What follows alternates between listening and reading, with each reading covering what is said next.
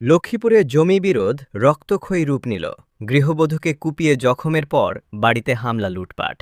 লক্ষ্মীপুর থেকে আমাদের প্রতিনিধি মাহমুদুর রহমান মঞ্জুর তথ্যচিত্রে বিস্তারিত। লক্ষ্মীপুর পৌর শহরের বাঞ্চানাগর এলাকায় জমি সংক্রান্ত বিরোধকে কেন্দ্র করে ফরিদা ইয়াসমিন লিলি নামের এক গৃহবধূকে কুপিয়ে গুরুতর জখম করার অভিযোগ উঠেছে। এ ঘটনায় ভুক্তভোগী থানায় লিখিত অভিযোগ দায়ের করলে ক্ষিপ্ত হয়ে প্রতিপক্ষ তার বসতবাড়িতে ফের হামলা, ভাঙচুর ও লুটপাট চালায় বলে অভিযোগ পাওয়া গেছে। ধারাবাহিক এ সহিংস ঘটনায় এলাকায় চরম আতঙ্ক বিরাজ করছে। ভুক্তভোগী লিলি বর্তমানে লক্ষ্মীপুর সদর হাসপাতালে চিকিৎসাধীন রয়েছেন। তিনি বাঞ্চানাগর এলাকার পৌরসভার ৭ নম্বর ওয়ার্ডের বাসিন্দা। স্থানীয় সূত্র ও অভিযোগ থেকে জানা যায়, লিলি বেগমের সঙ্গে প্রতিবেশী মোহাম্মদ হাসান, নুরুল ইসলাম ও আব্দুল মান্নান সহ কয়েকজনের দীর্ঘদিন ধরে জমি নিয়ে বিরোধ চলছিল।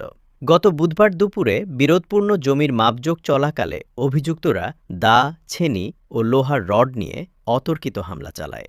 হামলায় ছেনির আঘাতে লিলির মাথা ফেটে যায় এবং তার ডান হাতের কবজি ও আঙুল গুরুতরভাবে জখম হয়। স্থানীয়রা দ্রুত উদ্ধার করে তাকে লক্ষ্মীপুর সদর হাসপাতালে ভর্তি করেন, যেখানে তার মাথায় ৫টি সেলাই দিতে হয়েছে।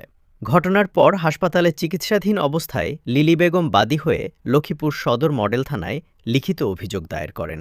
তবে অভিযোগ দায়েরের পর পরিস্থিতি আরও উত্তপ্ত হয়ে ওঠে। অভিযোগের খবর পেয়ে অভিযুক্তরা পুনরায় লিলির বাড়িতে হামলা চালায় বলে পরিবারের দাবি।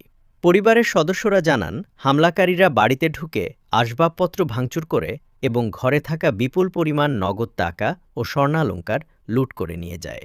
লিলির অভিযোগ, প্রথম দফার হামলায় তার গলার চেইন ছিনিয়ে নেওয়া হয় এবং দ্বিতীয় দফায় ঘরে থাকা জমানো নগদ অর্থও লুট করা হয়েছে। আহত লিলি বেগম ক্ষোভ প্রকাশ করে বলেন, ওরা আমাকে কুপিয়ে খুনের চেষ্টা করেছে। থানায় বিচার